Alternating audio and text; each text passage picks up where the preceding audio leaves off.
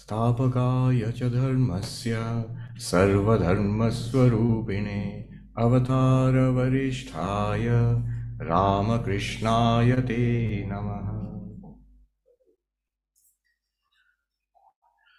Privyat Swami Sarvapriyananda Maharaj and dear friends, namaste and welcome back to the second part of this two-part talk. Very beautifully, Maharaj has suggested the topic, a bridge to eternity, a bridge to eternity. And the subject is the Ramakrishna mission, the Ramakrishna order. So what we were doing since yesterday is looking at it, taking a deep look at this bridge, the features of this bridge. Of course, I don't mean a physical bridge. I mean the bridge of the teachings of Sri Ramakrishna, the spiritual ideals behind this movement. And as I've just said, I said yesterday, it is not just the Ramakrishna mission. It is not just the monks of the Ramakrishna mission. It's also the devotees, those who were initiated part of this movement, who shared this set of teachings, these features in their spiritual life. Also, in a larger context, spiritual seekers anywhere within Hinduism, beyond Hinduism, spiritual seekers anywhere in any country, in any part of the world, they all stand to benefit from these teachings, and they can enrich their own spiritual journeys by these teachings. Yesterday, we were speaking about the methods for attaining moksha. I said two things yesterday. One was, just like any spiritual path, in this path also the core goal is moksha, the search for enlightenment, the search for freedom from suffering, attainment of bliss.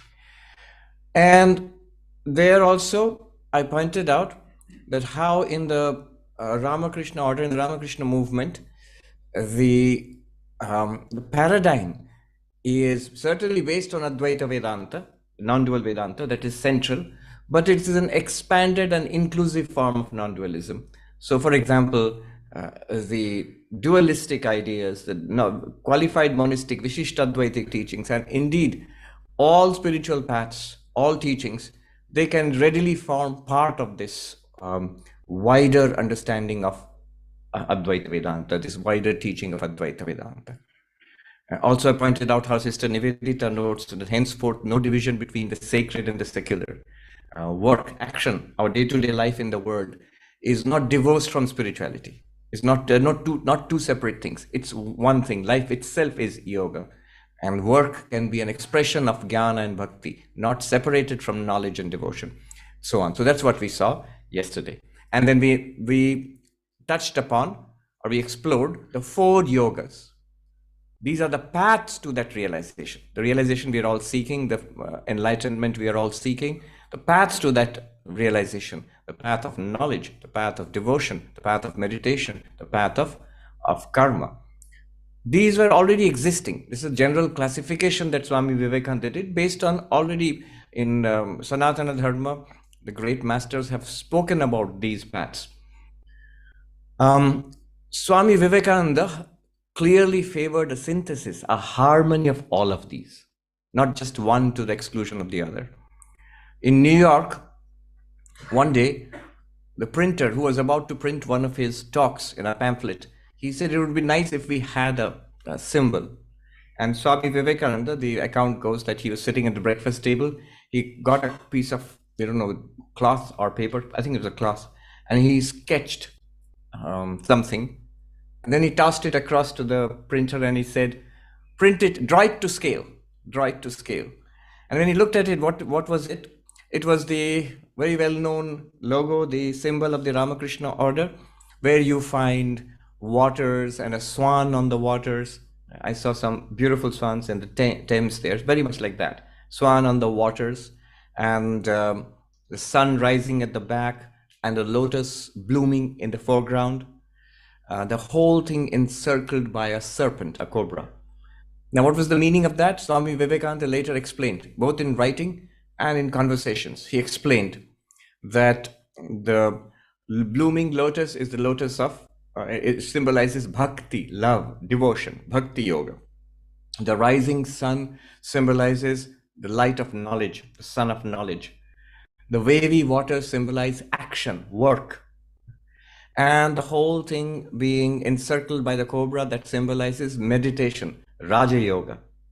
And the individual self, the Jivatman, attains the Paramatman, the Swan, by a harmony of all of these, by a harmony of Karma Yoga, Bhakti Yoga, Raja Yoga, and Jnana Yoga. We attain to our spiritual realization, oneness with the Supreme Self. The individual self attains identity with the Supreme Self. So that was his view of spirituality. And you can see clearly all the 4 yogas are present in this symbology. Swami Vivekananda clearly has mentioned, he has admitted and mentioned clearly that each of these paths by itself can lead you to perfection. You can find it in the complete works of Vivekananda. Each by itself is complete and it can lead you to spiritual perfection and enlightenment. And that we see if you read the Bhakti Sutras, Naradiya Bhakti Sutras, for example. The claim there is by bhakti alone you attain to perfection. There is no urging there to do karma yoga and jnana yoga and meditation separately. Bhakti alone. If you go to the Patanjali Yoga Sutras, there clearly by meditation, chitta vritti nirodha, you attain to samadhi and knowledge rises and you see yourself as consciousness quite apart from material nature, and that constitutes freedom. And there is no particular urging there that you have to do karma yoga or jnana yoga or all of that apart from the meditation suggested there. So this was understood. Even in the traditional systems, Shankaracharya system, Ramanuja system, or the great acharyas, one would be the one which takes you to freedom and perfection. Jnana in the case of Shankaracharya, bhakti in the case of Ramanuja or Vallabha. And the others are there, but they perform more of a foundational or preparatory role. Vivekananda says each one is enough, but he clearly expressed a preference for the harmonization of all of these practices in our lives. Why? Well, multiple reasons are there. One reason clearly is Sri Ramakrishna himself. Sri Ramakrishna is the ideal around which this order, this movement, all those who are admirers, spiritual practitioners, who follow Sri Ramakrishna, he is the ideal around which this is built. And if you look at Sri Ramakrishna's life, you find a wonderful blending of devotion and knowledge and samadhi. Daily almost you see in the Gospel of Sri Ramakrishna. And intense effort. In his case, it was the effort to spread spirituality. Intense effort. That hymn is there. Advaya tattva samahita chittam projvala bhakti patavrita vrittam karma kalevaram adbhuta cheshtam yami gurum sharanam bhava vaidyam. Naradeva Deva, that stotra many of you have heard. Very beautiful. It says, Sri Ramakrishna is describing Sri Ramakrishna. His mind was suffused by the non-dual truth. Advaya tattva samahita chittam. Mind completely centered in the non-dual truth. Aham Brahmasmi. At the same time, projvala bhakti patavrita vrittam. He is clothed, he has covered himself with the radiant cloth of an exuberant bhakti, devotion. So if you see the descriptions of Sri Ramakrishna, what he says, the songs he sings, and he's dancing and teaches, it's mostly bhakti. But Sri Ramakrishna, Swami Vivekananda put it this way. He said, I am knowledge on the outside, but inside I'm all love, devotion. And he says, the old man, he would say, the old man, he was devotion on the outside. Inside he was all jnana, all knowledge.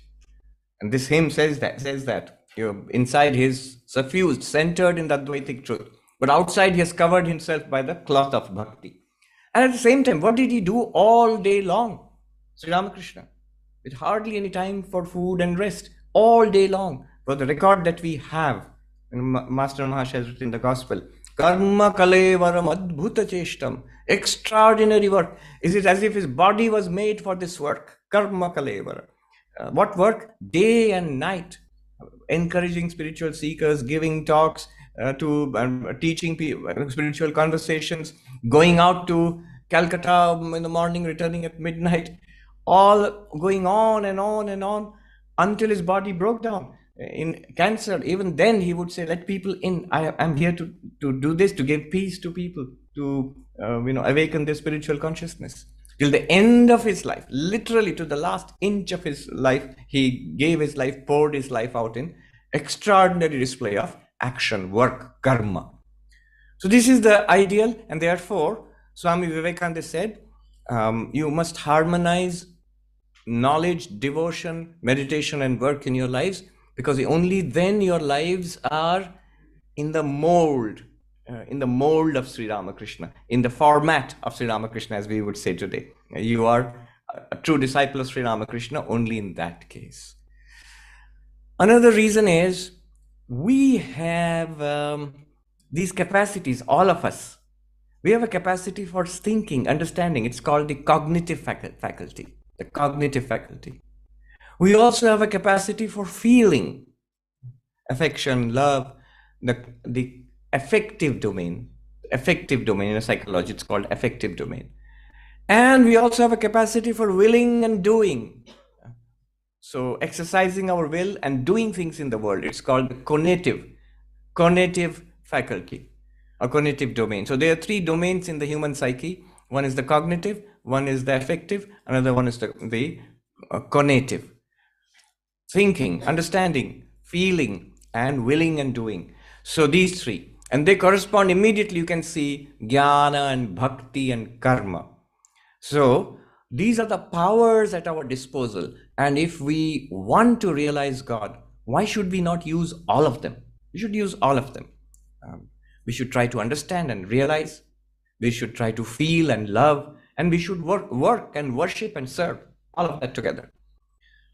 So this is another reason why all of them should go together. Now, does it mean that we cannot have preferences? No, we almost inevitably will have preferences because we are all different. Our mental constitution is different. So if you see the monks and the devotees, you will see their tendencies are different from each other. Some are naturally, it comes easy to them, very devotional, very bhakti oriented. Some are very action oriented. They want to do things and help and improve the situation in society or serve in the ashram, get things done.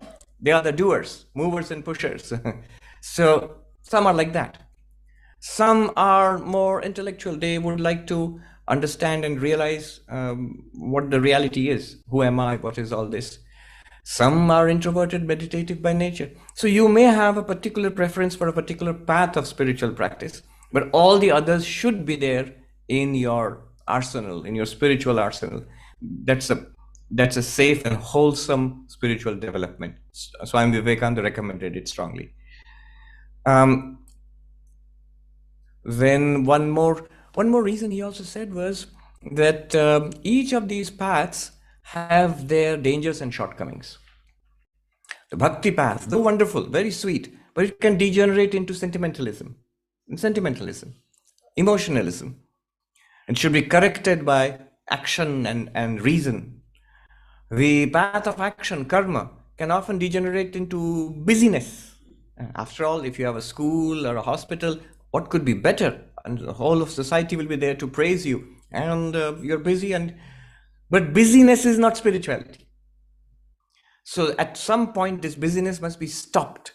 This continuous mingling with society must be stopped. You must step back into your inner life in meditation and contemplation and shut out the world at least once or twice in a day.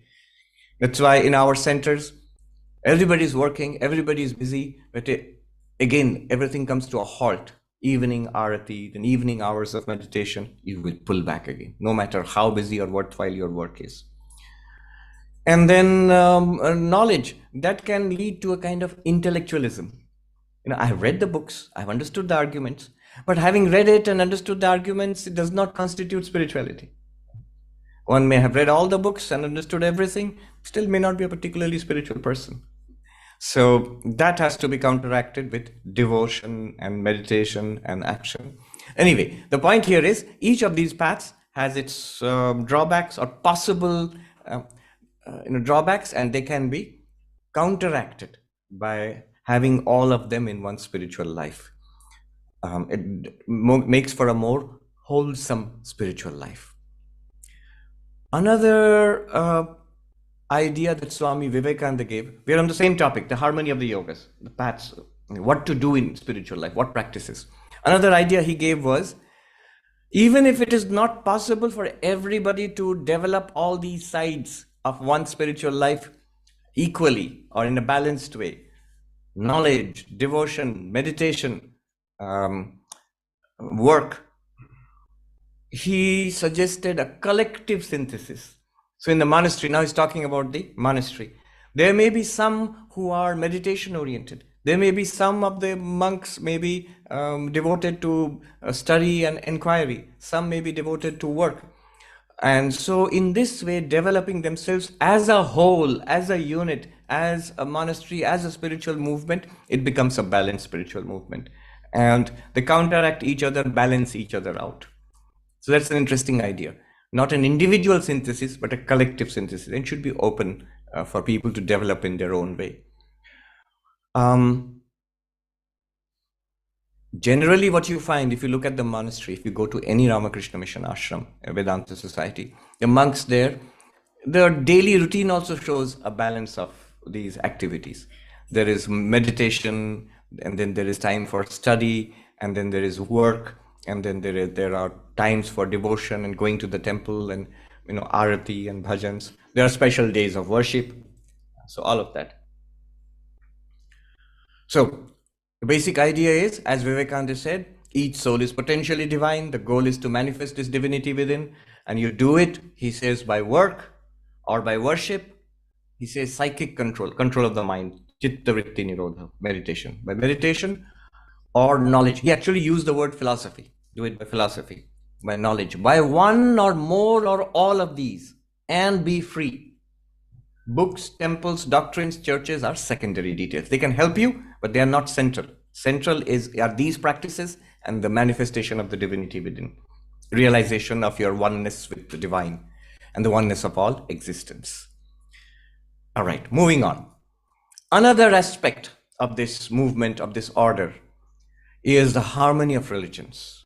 It's an important aspect. That's often many people think of that when they come to the Vedanta society, when they come to the Ramakrishna order. Sri Ramakrishna's great teaching of Jato Mat Tato Path. As many faiths, so many paths. So many paths to the divine. See, there are all these religions in the world. Often each one claiming superiority or sole possession of the truth. And often in conflict with each other. And sometimes this conflict is theological. Sometimes this conflict is actually violent, and when it's combined with politics and nation and national agendas, it leads to warfare and conquest, mass attempts at mass conversion, of trying to, people don't realize, and out of the goodness of their heart, when they're trying to convert you, from what does it feel like from your side? It just feels like aggression. It just feels like endless arrogance. And when that is combined with political power and violence, and so it leads to a terrible state of affairs. Often there have been wars throughout history, and at least one, if not the central ingredient of these wars, have been religious aggression. We have a Swami, an American. So I asked him, how did you come to Vedanta? And he said, when I grew up in the Bible Belt in the United States, I was very interested in religion. But I found every little church said that everybody else was going to go to hell. We have the truth. And everybody was saying that about everybody else. They're all wrong. We only have the truth. And so he said, I came to the conclusion that maybe even they also don't have the truth. Everybody's wrong then. And for a time being, I lost interest in religion until I got hold of the book. He told me, I got hold of the book, Vedanta for the Western World. It's a publication from our Hollywood Vedanta Center. And he said, I saw this book is telling me, it's not that everybody is wrong. It's not that one is correct and all others are wrong. Rather, all are right. And he said, I always felt this intuitively. There must be truth in all these paths. So then he came to Vedanta and eventually became a monk. He also gave me some very wise advice.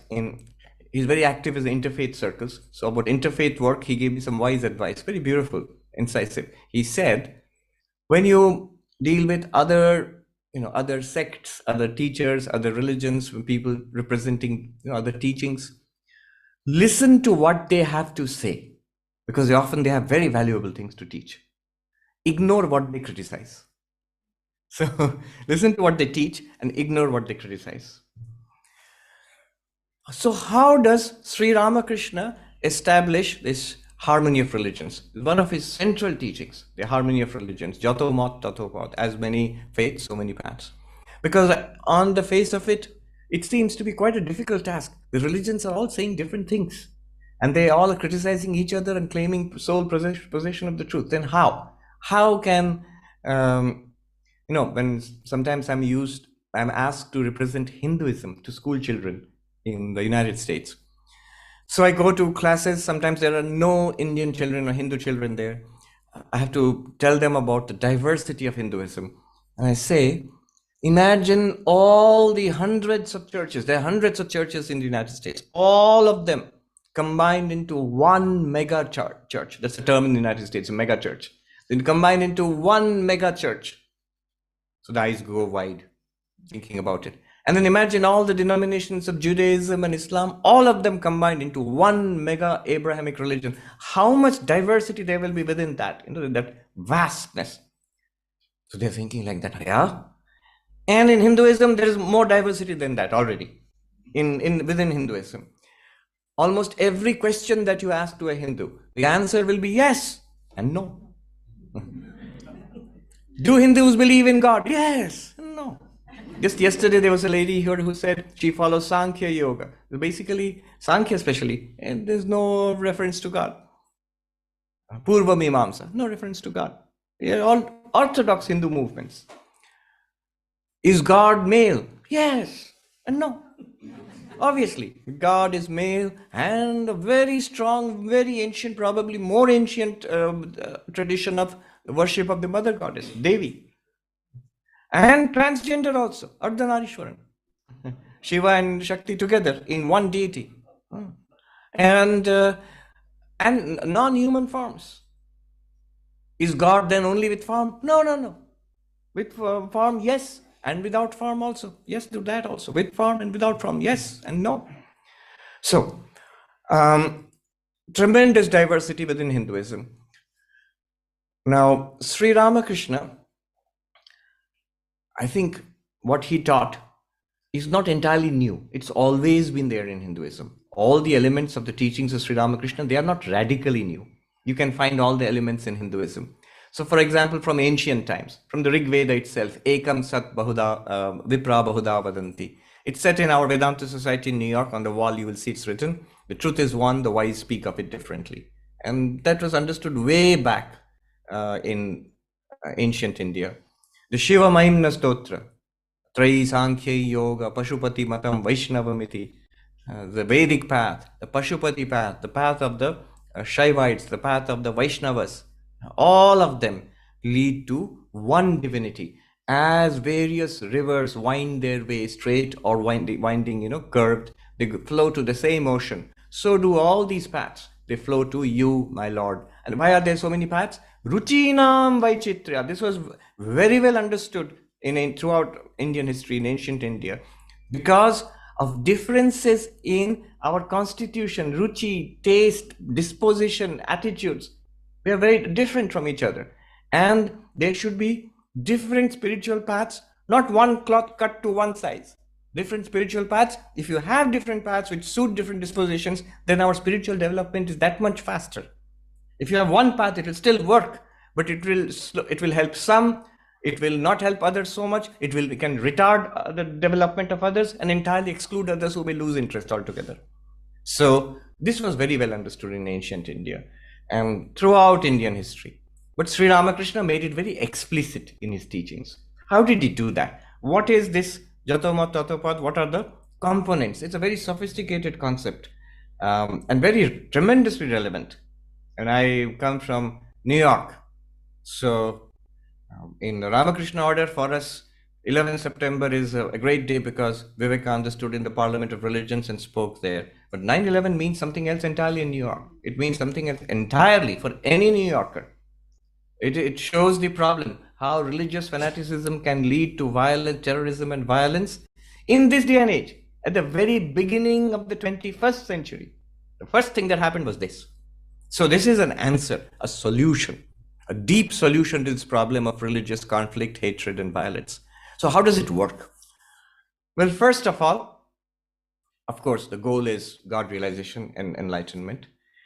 But this God, this ultimate reality, this Ishvara, Bhagavan, God, Brahman, whatever you call it, the first thing that Sri Ramakrishna says is it is infinite. It is beyond limit. You cannot limit God. In fact, one thing which Sri Ramakrishna detested, he disliked above all, Matuar Buddhi, trying to limit the nature of God. Who are you to say that God is only this and not anything else? He gave the example of a mountain of sugar and an ant going up to it, and he's looking at it in amazement and gets hold of one grain of sugar and drags it back to its hole and looks back and says, I'm going to come back for the rest of it. He won't, he cannot, and he need not. For that little ant, that one grain of sugar is enough. It is enough to fill his little tummy. Similarly, for all spiritual seekers, when they come upon it, when they actually experience that vastness, they know its limitlessness. And only a part of it, only one aspect of it, which they experience, that's enough to fulfill them, that's enough to give them moksha, nirvana, fulfillment. So that's it. So this limitlessness, it is limitless in the sense that makes possible the enormous diversity in Hinduism. You can think of it as God, or you may not think of it as God. You may think of it as Buddha nature. You may think of it as your own Atman, your own self. You may think of it as with form, with multiple forms, variety of forms, with no form at all. It's all possible, part of the mountain of sugar. You can think of it in male forms, in female forms, no forms, whatever. You may worship it through ritual, through meditation. All of these are possible because of the capacious idea of the infinite. All of these are true. And how do you know they're true? Aren't you just being sort of very, very liberal? No. Spiritual seekers through the centuries and millennia in India have experienced God in all these ways, have experienced enlightenment in all these ways. And across the religions of the world, we see a varieties of ways of experiencing the divine. Who are we to say that one of them is right and the others are false? Then, so how do we, the next question is, how do we understand and describe this infinite ultimate reality? And so here Sri Ramakrishna says two things. One is his great example. He says, it's difficult to translate. Brahma, he says, is the only thing that eto hoini in Bengali, he says, which has not been, how would you? Defiled by the tongue. It's the closest translation you can get. In Indian languages, you have this juta. If you taste, if you touch food with your lips or your tongue, then you can take it, but you cannot give it to anybody else. So he's playing on that. Sri Ramakrishna is playing on that concept of putting something on your tongue for eating, but expressing something with your tongue. With the tongue you taste, but also you speak. So something that has not been spoken, whatever has been spoken has been defiled. Say the letter killeth. So whatever has been spoken, put in language, has been defiled. Brahman, the ultimate reality, is the only thing that has not been defiled. Avang manasa gochara. It is beyond speech, beyond concepts. You cannot express it in language. Right? So that's one thing he said. And because you cannot express it in language, when you do try to express it in language, when you do try to put it in words, what will happen? You will have multiple words for it. Same old idea. The truth is one, but the wise speak of it differently. Why do they speak of it differently? Well, first of all, because of its infinite nature. And second, because it cannot be adequately expressed in language. And when you do try to express it in language, what else can we do? The Vedas are language. The Bible and Quran are language. What else can we do? We have to express in language. But when you do express in language, then you will have various expressions, multiple expressions. So there Sri Ramakrishna gives his very famous example of the pukur, which is the lake, pond, which is very common in Bengal, where he lived and grew up and lived.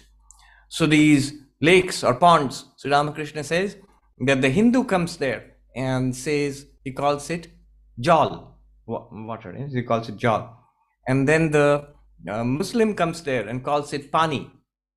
And then the Englishman comes there and calls it aqua. Though I wonder which Englishman would call it aqua. But whatever they call it, jal, pani, aqua, or water, they are all referring to the same thing. Names are many, but the reality they point to is one. Similarly, he says, Sri Ramakrishna says, you can call it Ishvara or Hari or Kali, Krishna. You can call it Allah or Father in heaven or Jehovah, whatever you want to call it. In Judaism, of course, you're not supposed to call it. I read that Jehovah is what the Gentiles call God, who cannot be called by any name. This is a very interesting point. Anyway, so whatever you call it, they are all referring to the same thing. It's not that one is the name of God and others are not. They're all names and attempts to give a label to that unnameable, inexpressible, that which is beyond language, to name that. Now, this infinite, which is beyond language and therefore expressed in language variously, it's not just a question of language. Along with this language goes theology, goes your entire idea of God. So there are different theologies. God is separate from the universe and a male. I asked a rabbi, yes, why can't God be female? It's a very Hindu question to ask. And he said, it can be, we understand. But the thing is, it's sort of odd for us to think of the heavenly voice being a high-pitched and squeaky. That's entirely conditioning. That's entirely conditioning. You have been conditioned to think of God as an old man with a beard sitting in the sky with a booming voice. And therefore a female voice cannot be so. But in India, we have one of the most powerful figures is Durga, for example, the Divine Mother who protects, creates and protects the entire universe. So anyway, all of these are different ways and different conceptions of God, and these conceptions as male or female, with form, without form, separate from the universe, in and through the universe. Swami Vivekananda said, we Hindus worship a transcendent, immanent God. God who is beyond the universe, beyond Maya, beyond time, space, causation, and also in and through all of this. Brahman is that which is now appearing to us here. It's right here, right now. So how do you reach this? How do you attain? Because remember, the point of all of this is God realization. So how? There are multiple ways. The way to attain God realization is religion. And religion is not one. There are multiple religions. Why are there multiple religions? Because of the infinitude of that ultimate reality. Because of its inexpressibility through language, and therefore multiple expressions, multiple understandings. The goal of our life is God realization. There also Sri Ramakrishna said, this man goes into a mango orchard and spends time counting the leaves and the branches and the roots. And he says, no, you have come to eat a mango. Pluck the mango and eat the mango first before counting the branches and leaves. So the goal is to realize God. And this God realization is possible in different ways. And Sri Ramakrishna expressed this so many times. He said that you can climb to the roof of a house. You can go, there were no elevators in those days. So you can climb to the roof of a house through the stone staircase, through the bamboo stairs. You can climb with the help of a rope, and so all of them will reach the roof of the house. To devotees who visited him in the Kali temple in Dakshineshwar, he said, look, some of you have come from Calcutta by coach. You crossed the bridge. Some of you walked. Some of you came across the river on a boat. But all of you have reached. Similarly, he says, the Hindu, the Brahmo, the Muslim, the Christian, all of them will attain God. So this is the idea that by the various paths, one can realize God. Sometimes people oversimplify and they charge us with saying, oh, you're saying all religions are the same. Sri Ramakrishna never said all religions are the same. Nor have we, any one of us ever said all religions are the same. They are different. That's the point. And they're obviously different. You look at the names are different, spelled differently too. They're located in different parts of the world. They have different histories, they have different texts, different practices. And that's the point. The various paths to God are not one path, but all of them work because they're meant to take you to the realization of God. Now, having said this, Sri Ramakrishna seems to walk it back, take it back. He says next that a man went out to dig for water. When he began to dig for water, somebody told him you can find water, dig a well. It's hard work. After some time, he found no water. And somebody else said, you can try there. And he went there and he tried there. And somebody else said, you can try there. At the end of the day, he had dug shallow wells in 6 different places and found no water anywhere. If he had kept on digging in the first place, he might have found water there. Similarly, it is not good to waver. You must have focus. You must hold on. There must be nishtha, which translates as dedication, focus, determination, following one thing through. So how is it done in Hinduism? This is also an ancient Hindu idea. It's called the concept of Ishta Devata.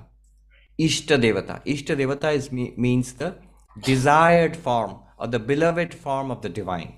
So yes, Rama and Krishna and Vishnu and Shiva and Kali and Durga, they're all true.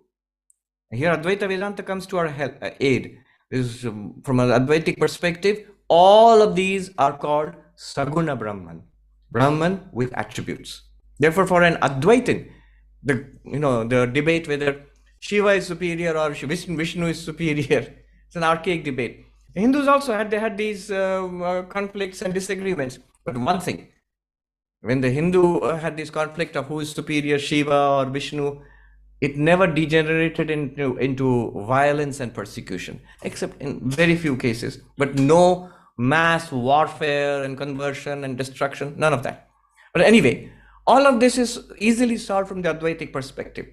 One existence, consciousness, bliss, qualified by the power of Maya, is Ishvara, Bhagavan, Saguna Brahman, whatever you call it. And that is what we worship as Shiva, as Vishnu, as Kali or Durga, as Ganesha, as Subramaniam, and so on. And as the avatars. The avatars are the avatars of Saguna Brahman, as Rama or Krishna or Ramakrishna, all of them. So now one of these you have as the way in which you will worship God and realize God. So all of them are true, but you are not going to worship all of them. You can render worship to all of them, but one of them will be your Ishta Devata. This is the form and the name in which I will have devotion, worship, faith, and I will try to realize God in this form. How do you get it? Maybe your guru gives it to you. Maybe you're in your community, it's already there. Maybe in your family, it's already there. Suppose you don't have anything specific in your family or community. When you follow any one of the sampradayas, any one of the lineages in Hinduism, you will be initiated into an Ishta Mantra and Ishta Devata. So that's digging the well in one place. So digging the well in one place, that gives you focus. Hanuman. See, this is the attitude which Sri Ramakrishna approved. Hanuman says that Srinathe Janakinathe Abheda Paramatmani Tathapi Mama Sarvasva Sri Rama Kamalalochana. Vishnu, the Lord of Shri, Rama, the husband of Sita, Janakinatha. They are one. I know they are one. This is an avatar of Vishnu. But for me, personally, Hanuman, the lotus-eyed Rama is everything. The lotus-eyed Rama is everything. Sri Rama Kamalalochana, Mama Sarvasva is everything for me. That is Ishta Devata. He is very clear. He is not saying all those are false and this is true. All of them are true. Not only are they true, they are this literally. Sri Ramakrishna said that any criticism, any disparagement to other forms of religion, to other genuine spiritual practitioners, to God in other forms in Hinduism or in other religions, is an insult to Sri Ramakrishna himself. That is our attitude in the Ramakrishna order in the Vedanta society. So when we look at other religions, It's not that we are being polite and saying that, oh, it's all right. No, we genuinely mean it, honestly. We do not say one thing in an interfaith conference and another thing here in our own congregation. We say exactly the same thing because we truly mean it. So Hanuman illustrates this. You have one Ishta Devata, and that's your path, that's your practice, but you have respect for all other forms, knowing them to be exactly the same as your Ishta Devata. So this is the core idea of Jato Mat Tato Pad. As many faiths, so many paths to God realization. Couple of more points, and then I'll be done. We can take questions after that. Another aspect of this bridge to eternity, of this order, is Shiva Jnani Jiva Seva. One cannot fail to notice it. This is a unique feature. Sri Ramakrishna said the worship of God in human form, knowing the human, the Jiva to be Shiva, not just human, all sentient beings, knowing them to be Shiva, then serve them, to serve them. Not out of compassion, not out of charity. Literally, God is present in front of us in the human form. So this is the emphasis on the immanent aspect of Brahman. The Brahman is not only beyond time, space, and causation. It's not only that I'm not the body, not the mind, Chidananda Rupa Shivoham. Perfect, that's true. But also in the body, in all these forms, the same divinity is present in all of us. As Sri Ramakrishna said, if I close my eyes, there is God, and if I open my eyes, there is no God. What kind of God would that be? You know? So when I open my eyes, I am still dealing with the same God. I am face to face with God. And what do you do when you're face to face with God? You serve, you worship. How do you worship? In the temple, you may worship with flowers and incense and food offerings and mantras and meditation. But out there in the world, you worship with, the sick with medicine, the hungry with food, the illiterate with education, everybody with a kind word and with patience and with generosity.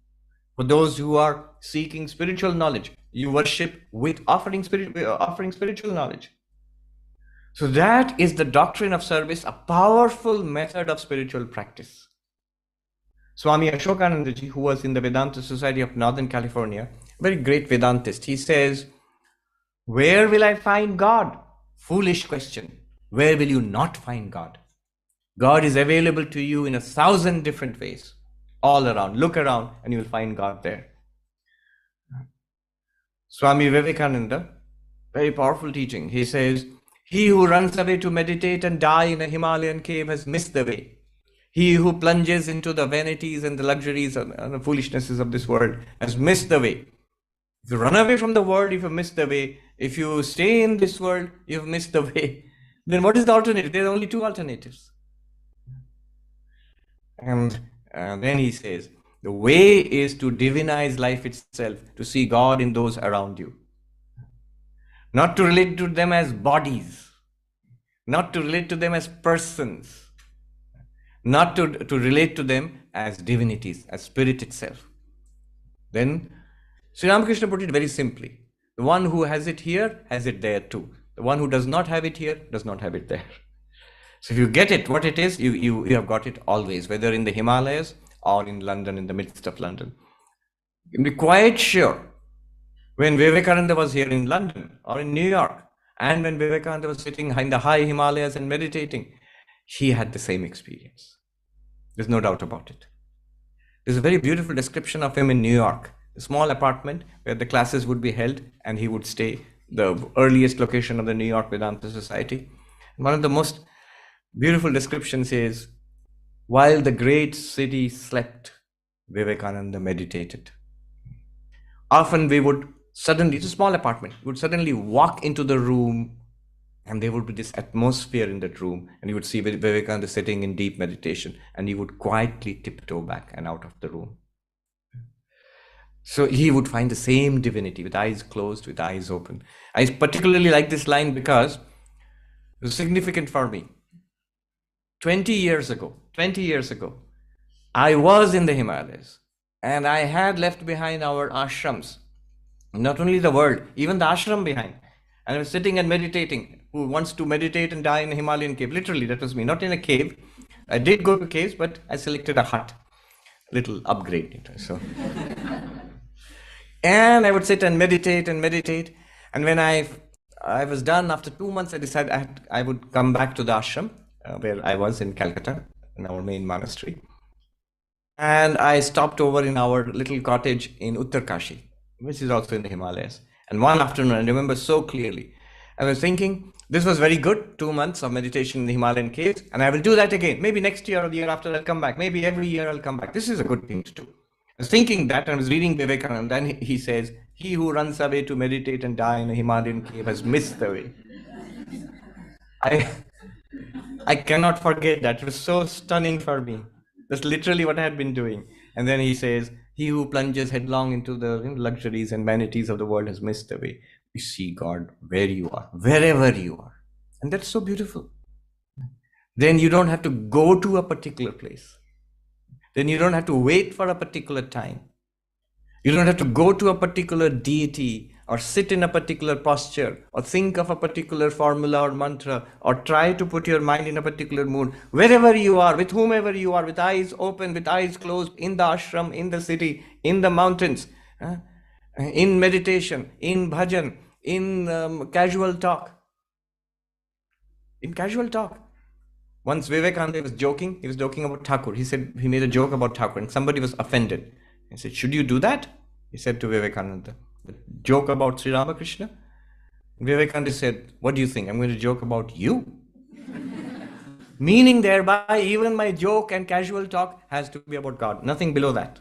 In America, his devotees used to call him, disciples, call him the sky pilot. They write, our sky pilot, because his eyes were, he never looked down, he always looked there. So that in casual talk also, you have the same divine presence. There are people, some great monks I used to go to, you didn't have to ask them. I used to go to them to ask deep questions about Vedanta. After some time I realized that's not so important. You just go, sit with them. They ask you how you are, you ask them how you are doing, sit with them quietly. Maybe they'll say something casual, but you come away with a feeling of upliftment. And you may go to a big philosophy talk, and you may come away just confused and tired. So it is possible. You see the same divinity everywhere. Shiva Jnane Jiva Seva. And what Swami Vivekananda added to this was, yes, worship of all sentient beings by seeing the divinity in them. Act with them accordingly. Let your actions and your words be a worship of God. You're not dealing with a person. It's a mask. Person is a mask. The word person literally means mask. Persona. It means a mask. And Vedanta will say it's a mask for what? It's a mask for divinity. So you're dealing with divinity there. What Swami Vivekananda added to it was, your service, your worship of God through service should be focused first on those who need it most. The poor. He said, my God, the poor. My God, the sick. My God, the wicked. My God, the illiterate. And how do you worship there? Through food, through medicines and treatment and care, through education. So the work done by the Ramakrishna order in schools and in hospitals and in relief activities to the distressed, it's not social work. It's not social work. There are two ways of misunderstanding the Ramakrishna mission. I remember a professor of mine long ago when I was a student. I asked him, I was thinking of becoming a monk. So I asked him, what do you think of the Ramakrishna mission? He said, we had just gone out to the village for some, working for the villages in the rural areas. We were coming back. So I asked him, what do you think of the Ramakrishna mission? And he said, oh, they do good work, but they're a little weird. They have these orange dresses and guard or something like that. That part of it, that's a little weird. So he was very appreciative of the work done for the poor, the sick, the hungry, but the spiritual part of it he didn't understand at all. And there's another way of misunderstanding the Ramakrishna mission, that you are monks, you are seekers of God, you're seekers of liberation. You meditate and study and worship. Why are you running around with schools and colleges and hospitals? And what's that got to do with God realization? Both misunderstand. They don't realize we are doing one thing only. Vivekananda said, It is an insult to a starving man to teach him metaphysics. So, worship of Shiva Jnani Jiva Seva. That's the spiritual path of in the Ramakrishna order. The worship of Shiva, of the by serving the Jiva, knowing the Jiva to be Shiva. And one last word. One thing that should not be forgotten, the core of this bridge to eternity, in the Ramakrishna order, in the Ramakrishna movement, the whole ideology, the whole teachings, the core of it is Sri Ramakrishna. It's very deliberately built around Sri Ramakrishna. We regard him as an avatar, as the latest incarnation of God. But you need not. There is no compulsion. Vivekananda himself says, let people take him the way they want to. Let them take him as a great spiritual master, a sadhaka pradhan, as a great sadhaka, as a great rishi or a teacher, a devotee of Kali, or as an avatar. So, whatever Vivekananda taught and whatever Ramakrishna taught, often scholars find a division, a difference, and that's what scholars are supposed to do. If there is difference, then it's good for scholarship. Then you can do something. If it's oneness, it's useless for scholarship. But the more you dive deep into what Sri Ramakrishna taught and the way he lived and Vivekananda's teachings, the difference you begin to see there is a deep underlying oneness. That is the time. This is the signal to wrap up things.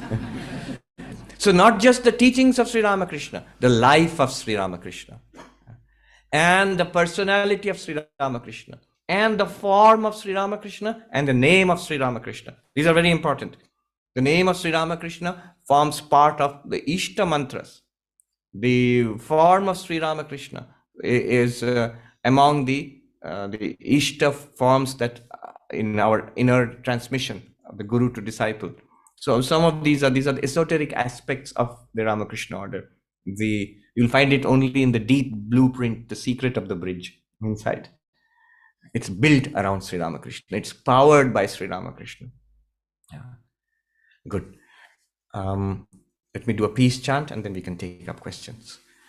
Om Shanti Shanti Shanti Hari Om Tat Sat Shri Ramakrishna Arpanamastu. Just like yesterday, you can raise your hand, I'll point to you, and I have to remember to repeat the questions because that was a complaint from yesterday. Yes, the lady here. You just sit and tell us your name and ask the question. Maharaj, I'm Soma. And my question is that I know Sri Ramakrishna Dev, obviously, as you said, told us to see God in every human being. So on the opposite, if you have somebody who is speaking against God, what should be your strategy in mind to think that there is God in that person? Two things. There's no doubt that is God. If one understands Advaita Vedanta, Brahman alone appears as everything in the universe, including the atheist. I remember this monk, I used to study Ashtavakra Gita with him, under him, in the high Himalayas in Gangotri. And he would repeat this. Ye badi ulti darshan hai Mahatma ji. This is a very paradoxical philosophy, O monk.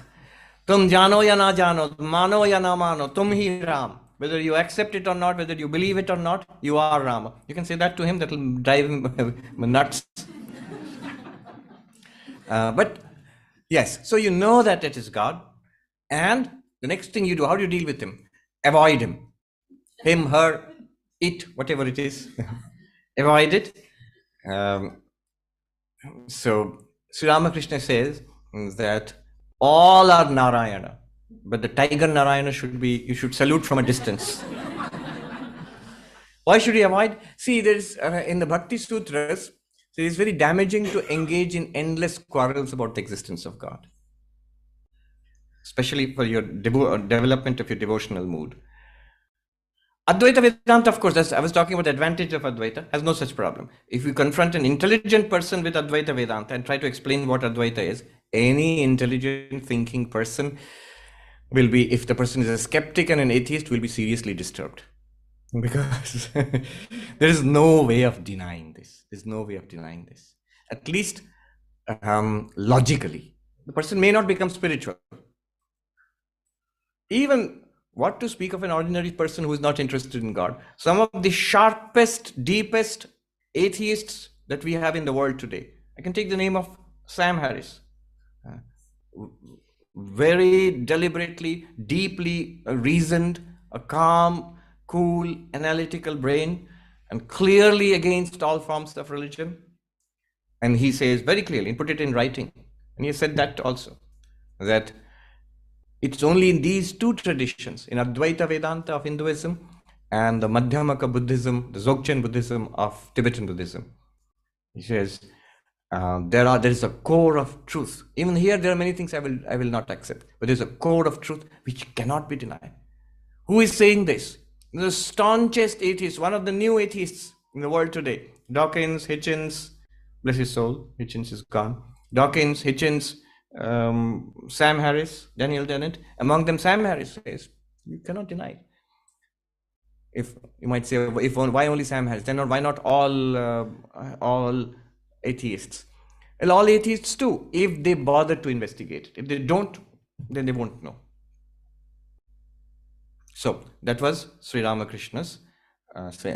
You avoid the tiger Narayana from a distance if you don't want to harm yourself spiritually. So the question was, I know everybody is God. If somebody does not believe in God and speaks against God, how do you deal with it? You deal with it this way. Yes, the lady back there. Yes. Tell us your name and ask the question. My name is Atray. So my question is, to truly see the divinity of Brahman everywhere, does one need to first see the self without any perception, or in other words, is Nirvikalpa Samadhi absolutely necessary for true jnana, and then basically climbing up the stairs and then coming down the stairs? So does one need to? First of all, simple, direct answer to your question. Okay, the question first. The question Atray is asking is, to see Brahman everywhere, to see the divinity everywhere, does one first have to see the self without any other perceptions? That is, you have to realize yourself in Nirvikalpa Samadhi, and then you climb down the stairs from the roof, the Sri Ramakrishna's famous example, and you see Brahman everywhere. The straight answer to your question, to this question, is yes, but then one must qualify it. One must qualify it. See, the way in Advaita Vedanta is not to see Brahman everywhere in everybody. You can't do that. You have to first see Brahman as yourself. The way to realize Brahman is, I am Brahman. Yo Veda Nihitam Guhayam Parame Vyoman. In Taittiriya Upanishad it is said, you realize Brahman in the sacred space of the cave of the heart, which is a poetic way of saying you realize Brahman as I am Brahman. What's there with sacred space of cave of the heart is what's within yourself. What's within yourself? You. So I am that. Aham Brahmasmi. This realization has to come. That's absolutely true. But in Advaita Vedanta, I'm qualifying it. This is the Advaitic question you're asking. Second, the question of Nirvikalpa Samadhi. Yes, Nirvikalpa Samadhi is the most powerful aid to the attainment of this knowledge. However, traditional Advaita Vedanta would beg to differ. All through the Upanishads and the commentaries of Shankaracharya and all the commentaries of all the post-Shankara Advaitins, it is the path of inquiry and vichara which is taught. You see, any Upanishad, any of the major Upanishads, isn't there meditation and samadhi? Yes, there is, always as supporting, or sometimes not there at all. But inquiry is always there. Yo Veda, who realizes, who knows. So not who meditates. You have to know it, and knowledge comes only from inquiry and self-inquiry. Because you want to know the self, so self-inquiry, inquiry into who am I. And first of all, we have to dispense with our wrong notions, our confusion about who am I. That has to be cleared up. Then it becomes clear who I am. After that, meditation on that clarity is highly recommended. That's called non-dual meditation, nididhyasana. And that can culminate in Nirvikalpa Samadhi, and or may not culminate. Swami Bhuteshanandaji Maharaj, who was the 12th president, profoundly learned, and president of the Ramakrishna order, he was asked this outright, that is Nirvikalpa Samadhi necessary for enlightenment, for Brahma Jnana, straight? He said no. Then the question, follow-up question, why we ask this question is Totapuri, who taught Advaita Vedanta to Sri Ramakrishna. Also, the clear mention of Nirvikalpa Samadhi and the realization after Nirvikalpa Samadhi. And then, so why is this there? And Bhuteshanji's answer was very instructive. He said, I'll tell you exactly what he said in Bengali and in translation. He said, Bujhte hobe shekhane jogu ache. You have to understand that if that is the instruction, the path of inquiry with Nirvikalpaka Samadhi. You have to understand, literally what he said was, you have to understand there is an element of yoga there also in that teaching. Practically, what does it mean for us? Practically doesn't make any difference. Self-inquiry is a must, meditation is a must, devotion is a must, selfless service is a must. If we try to do away with some of these, we are only weakening the bridge. Yes. Online questions. Are you ready with an online question? Yeah. Please ask the online question. So, yesterday you said one and many are the same reality. There is one consciousness which existed since the beginning. That means the world was created with pure consciousness as one and the appearance as many. Then how and why karma started? This is a complicated question. Let me see if I've got it right. You said yesterday one and the many are the same reality. I mean, I said it, I was just repeating Sister Nivedita's words, and which is basically a summary of the central teachings of Sri Ramakrishna, Vivekananda. So this means the world was created from pure consciousness, which appeared as the many. How did karma start? Have I got that? Well, when the moment you say the many have appeared, karma has already started. What is the many? The many is this. The world. And karma is part of this world. What is karma? Action. So there are things and people and activities. And when conscious beings deliberately do action, that's called karma. Or we leave it at that. Yes, welcome to you. Yes, the lady here. Please tell us your name and ask the question. My name is Isabel. Isabel. Swami, from my understanding, my humble understanding is, we can do whatever we want for decades, be on the path, but realization, enlightenment is God's grace. And so the path itself should be the fulfilling, the path for out of love, not waiting for the realization, because it does not depend on me. It is out of the grace of God. Regardless what I do, what I don't do, is not up to me, the enlightenment. So let me summarize the question. I'm sorry to cut you off because I have to summarize for the internet audience. Yes. All right. For the internet, Isabel is asking, no matter what you do, isn't it true that realization finally is the grace of God? That's the question Isabel wants to ask. And again, the straight answer to that is yes. But, there's always a but lurking around. Sri Ramakrishna said that the wind of grace is always blowing. Remember, he lived next to the river, on the bank of the river Ganga, and he would see these little boats plying in the river, and they would have these little sails. You can still see some of them. And they would raise those sails, and they would catch the wind and then move faster. But he says the wind of grace is always blowing. Raise your sail. So, as Isabel said, no matter what you do, but here is a crucial caveat. You have to do something. Why do you have to do something? Why can't God just do everything for you? God can. But the thing is, do we want it or not? God has given us that freedom. Do we want the world or do we want God? Do we want to be, we are perfectly all right where we are. Things will go on just in this way. I am not interested in spiritual life. In that case, God will say, very good, do that. Sri Ramakrishna said, when the baby is happy playing with its toys, the mother is busy working. But when the baby throws the toys aside and screams for its mother, I'll go to my mother. He puts it very cutely in Bengali. He says, Ma jabo. Baby can't say, I will go to my mother. Mother, go. Or I'll go to mother. Then the mother puts everything aside, comes running and takes the baby on her lap. Similarly, we have to do at least that ma jabo, that much. And how do you do it? Through karma, through bhakti, through inquiry, through meditation. These are the paths open to us. What else can we do? We can think, we can work, we can love. This is what we can do. Yes. Sanaya. My name is Sanaya, And how old are you? 10. Okay, that's a question from Sanaya, and she's 10, all of 10. And I was just wondering, Sri Ramakrishna used to say, like people, like he used to say that people with maybe like people who used to like squint, or people who have cat-like eyes, or people with yellow eyes, or like certain people with certain attributes, they weren't very good, or maybe like he didn't really trust them or something. But like, why is that? Because I mean, a body's just a body. We're all the Atman, right? Okay, so that's a good question from Sanaya. Let me repeat that. She is asking, Sri Ramakrishna used to say sometimes people with certain physical characteristics, like somebody who's squinted or there's some physical deformity or some difference, sometimes in some cases he would have negative ideas about them. That they are not good people, or they're not spiritual, or there's no spiritual tendency in them. And so Sanaya is asking, why would that be? A body is just a body. A person can be, spiritual and a good person regardless of the body. And she is right.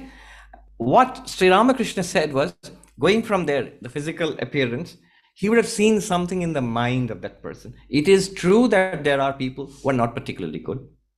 It is true that there are people who are not at all spiritual, not interested. So such people are there.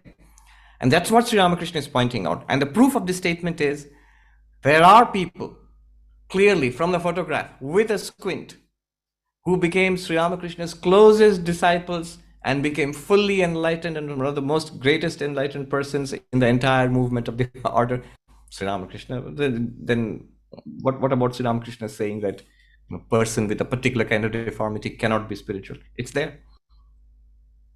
Okay. Yeah, he was basically seeing the person behind the body. Okay, you've been raising your hand for a while. What's your name? Sindhu. Sindhu. It's a request question. Can we open the bridge to Upanishad learning via a Zoom for the live sessions that we hold? It's a question from Sindhu, that a request. The bridge to the Upanishadic learning, which we have through Zoom, can we open it to live sessions? Yes, we have a Wednesday class called the Vedanta study group, where we study the Upanishads. But they're all recorded and uploaded. You get them, but you want them to be live. Live, we have a limitation, You can have a bigger Zoom membership and all, but I felt it would defeat the purpose of the class. We started with just 20, 25 people. I thought it wouldn't be more than that. We have expanded to almost our present capacity. So we don't, for the time being, you just go to the recordings. Yeah. Anybody else? The lady there, ask your question. Tell us your name. I'm sorry, Jack. Jack. I'd like to ask you a question that I'm not quite sure I should formulate, but going back to what you said earlier about Ramakrishna seeing the person behind the body and mind, and going back earlier to the topic of transgenderism and non-binary, which seems to be a really important movement these days amongst young people in society everywhere. So how does that leave them in practical terms? Say, they're ready to serve and they've done a lot of meditation, they'd like to join the Ramakrishna order, but they're neither nor. So if a young person were to come to you today, what would you say to them? And how do you view this trend, this seemingly very important trend? All right, I'll stop you there. Yes. So Jack is asking this question. There are two parts to it, as I can discern. One is, there is, when you mentioned Sri Ramakrishna teaching about the body and the mind behind it, and deeper still, of course, would be the Atman, our real nature, pure consciousness. How would you relate it to this modern movement of transgenderism, the LGBTQ plus movement? There might be people, this is one question. And the second question is, there might be such people, especially it's important among the young today, and there might be people who belong to one of these categories or self-identify in one of these categories and are spiritual. They're seeking spirituality, they're meditating, they want to be part of the Ramakrishna Vivekananda movement. How would you respond to that? What do you think in general of this movement and specifically from the Ramakrishna Vivekananda movement? So specifically from the Ramakrishna Vivekananda movement, we have absolutely no problem. And we have had no problem with any such issue for a long time. See, where people think that religions might have a resistance to this, it's because something in some holy book or some tradition says that these are the general rules approved of by God, and if you violate them, you're wrong, you're irreligious, you're sinful. But from the not just the Ramakrishna Vivekananda perspective, from the Vedantic perspective, from the Hindu perspective, your real nature is not a body. Your real nature is not even the person. What is the realm or the domain of gender and sexuality? It's the physical body, and at most it has some effect on the mind. That's it. And according to Vedanta, your real identity is none of these. So you can be spiritual. Every sentient being is ultimately going to get enlightenment, and every human being has the right and the capacity to be spiritual. And if you have a spiritual quest, that is to be appreciated and nurtured and developed, and like a little flame, it has to be protected and fanned till it becomes a fire. So we do not have that hang up. There are any number of cases in the 1950s and 60s. Christopher Isherwood, who was endlessly grateful to the Vedanta Society in Southern California, he felt discriminated against for it because of his gender preferences. He was gay, and he found this teacher and this order and this whole Vedanta philosophy, which did not take it seriously at all. The whole thing is to rise above body consciousness. It's to rise above animal passions and lusts and greed, and to awaken to our spiritual nature, which is beyond them all. The only criticism I may have, if I may be so blunt, is that, see, the point is from our perspective, if this movement leads to freedom, leads to more happiness and peace and development, it's great.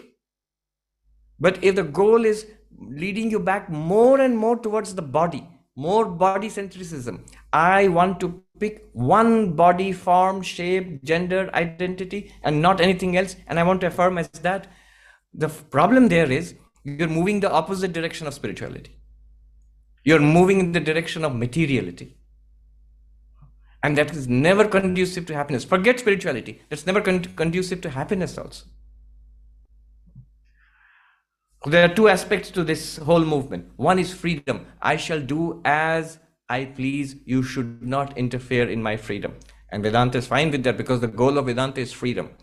But one should always ask, is it actually freedom?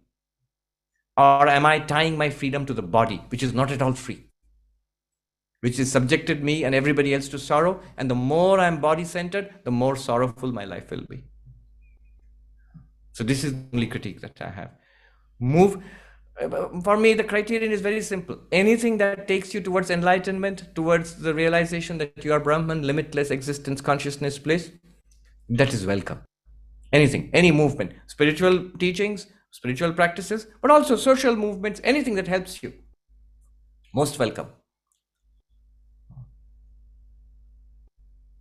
One clue will be to look at the nature of Brahman, existence, consciousness, bliss. Where is gender there? Where is body shape there?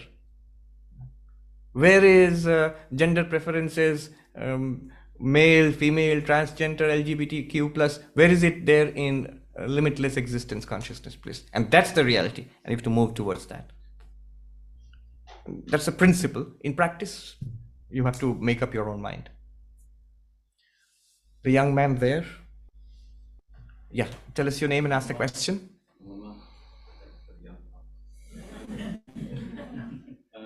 My name is Rishi.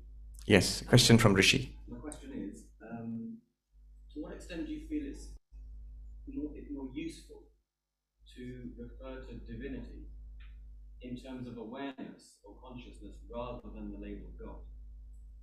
One of the things So the question here Rishi is asking is, in what way is it more useful to refer to divinity in the terms of consciousness or awareness rather than the term God? And the reason I mentioned is because a lot of spiritual I think unfair objections, because the atheist really has an issue with Mr. God sitting up in the sky.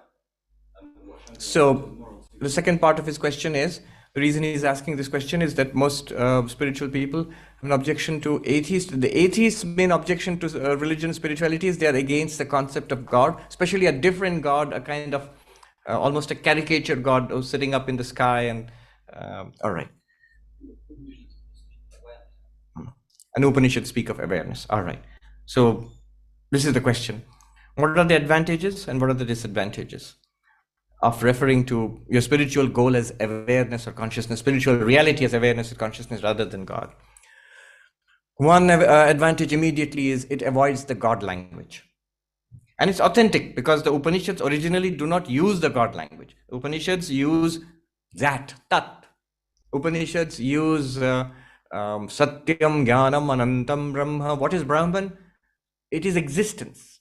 It is consciousness. This limitless existence consciousness is Brahman. So that's how Upanishads define it. It's in entirely impersonal terms. It's in entirely terms of being and awareness. So that's an advantage. It completely and conveniently avoids all God terminology, because God terminology is rooted in particular religions. It's also personal. Somebody told me, it's a saying it seems. In the personal is the political. In the impersonal, there can be no politics. So that's another advantage of the awareness or being, Sat Chit terminology. It's also much more sophisticated than the God terminology. David Bentley Hart was a Christian theologian. He has written in this very interesting book. The book is Experience of God as Being, Consciousness, Bliss, something like that. It's a polemic directed against the new atheists, some of whom are right here, Richard Dawkins and everybody. So polemic directed against them. And David Bentley Hart there says, if the atheists want to take issue, they want to fight with the concept of God, then fight with the most sophisticated presentation of that concept. If you have disputes about science, you don't go and ask a grade 5 kid about his or her idea of science and then fight with that kid. No, you go to a scientist. Similarly, when you want to talk about religion and God, go to the most sophisticated presentation of this idea of God. What is the most sophisticated presentation of conception of the idea of God? He says it is found most clearly in the Vedanta of Hinduism. And the chapters in his book are Sat, Chit, Ananda. One chapter, Sat, one chapter, Chit, one chapter, Ananda. Existence, being, consciousness, bliss. And he says, this idea is found in all the religions of the world, implicitly, somewhere. It's not fully developed, it's not fully mainstream, or sometimes it has been persecuted or marginalized, but it's there in the different major religions of the world. In Hinduism, it is mainstream, it has always been there. Not just in Advaita Vedanta, in different forms. So that is one advantage. Another advantage is when you say awareness or consciousness, it immediately points back towards yourself. God feels like an other, but awareness feels like I'm talking about myself. The disadvantage, if at all there is, it can become too limited, too individual, and too much human. Remember, when you're talking about Chit or awareness, we're not talking about awareness per se as we experience it right now. In Vedantic terms, this would be the Chidabhasa, the reflected consciousness. We are not yet clearly aware of ourselves as the true limitless awareness. The true limitless awareness, when we become aware, when we realize who that is or what that is, we understand clearly why someone would call it God. It's awesome. Again, to use an Americanism. Of course, for Americans, everything is awesome. So this is the advantage and the disadvantage. The chapter mentioned Sam Harris. Yes. I mean, Sam Harris, just to point, is a brilliant example of an individual who I think is phenomenal. Is the End of Faith book, the last chapter, Experiments in Consciousness, is nothing but a beautiful presentation of Advaita Vedanta. Right. And there's a guy who is a paramount atheist. Yes. Has no issue. I just mentioned that a little while ago, exactly what you're saying. So Rishi mentions the example of Sam Harris as a classic example of a strict atheist. I mean, he's one of the leading atheists of the world, but also as an appreciation of what Advaita Vedanta, not just Advaita Vedanta, He is primarily more than Advaita Vedanta, he's primarily a practitioner of Dzogchen Buddhism. But he says they all point to the same truth. Yes. You mentioned, my name is Diari, and you mentioned karma yoga or seva being one of the main spiritual practices, serving God and others through selfless service.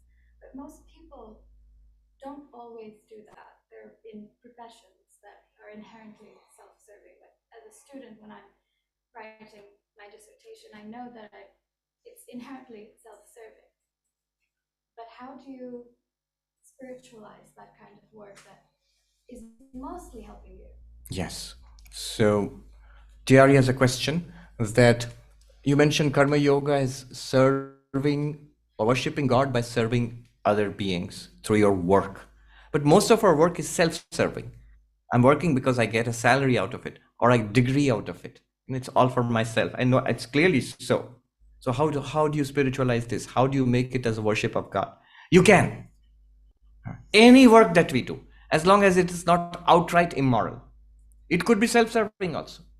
The whole of the Kurukshetra battle where the Bhagavad Gita is taught, is it self-serving or not? Absolutely. Absolutely self-serving. The good guys, the Pandavas, they wanted the kingdom which was righteously theirs. The bad guys, the Kauravas, they wanted the kingdom which was not theirs righteously. But they all wanted something, something pretty mundane, pretty much worldly. What Krishna taught Arjuna was, let it be self-serving. And if you win the battle, you will get the kingdom. But that's not the point of it at all.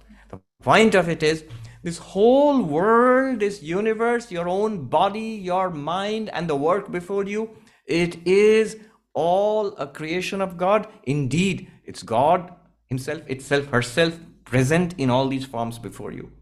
God is present as the college you are studying in, as the books you are studying, as your own body, mind, personality. God is present as the act of studying, quite apart from the self-serving nature of it. So Krishna says, Brahma arpanam brahmahavi, brahmagno brahmanahutam, brahmevatena gantavyam, brahma karma samadhina. How do you spiritualize work? The one who sees in all work. What work? All work.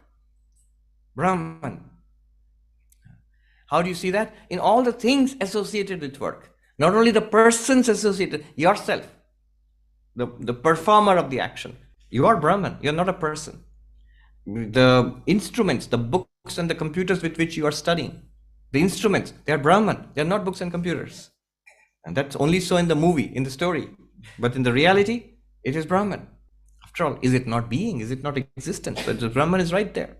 And the action of studying and returning in your dissertations, that also is Brahman. And the one who sees Brahman in all actions, as the doer of actions, as the factors involved in action, as the actions themselves, that one realizes Brahman. Yeah.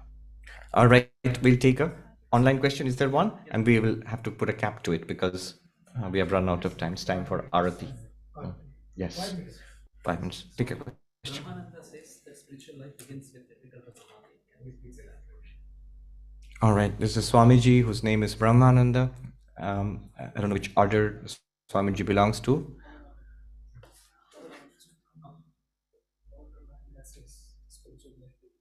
Oh, this is a quote from Swami Brahmananda. I thought that Swami Brahmananda is saying this. He's on the computer right now. No. Yeah. All right. So somebody is quoting Swami Brahmananda, Raja Maharaj. What is Swami Brahmananda saying?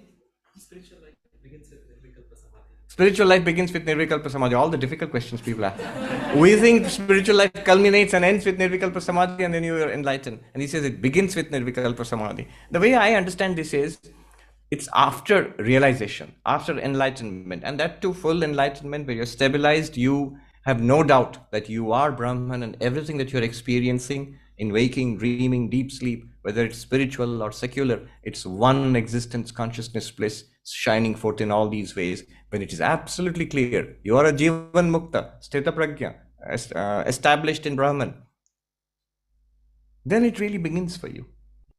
Before that, it was not real. We were seeking. We were believing.